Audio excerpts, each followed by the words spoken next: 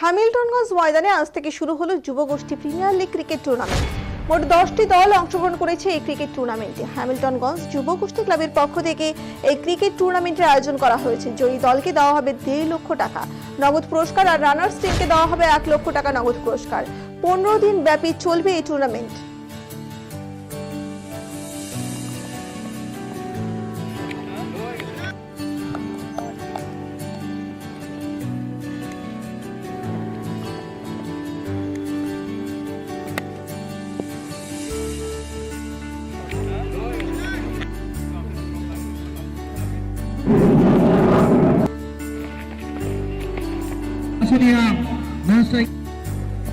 ঠিক আছে, আপনাদের তো ম্যাচ শুরু হলো, কি রয়েছে বিষয় একটু জানাবেন।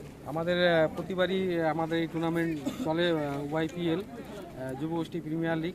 তো আমরা চাই যে যুব সমাজ আসুক আমাদের সাথে খেলুক, যে অন্যান্য যে খারাপ চিন্তাধারা ওইখান থেকে সরে এসে খেললে পরে ফিটনেসও ভালো থাকবে আর একটা লড়াকু মানসিকতা তৈরি হবে আর আমাদের নিজেদের মধ্যে একতা বোধ সৃষ্টি হবে। জন্য আমাদের এই যুবগোষ্ঠী ক্লাবে খেলাটা চাই। কত দল অংশগ্রহণ করছে, কোথায় কোথায় থেকে? 10টা দল অংশগ্রহণ করছে।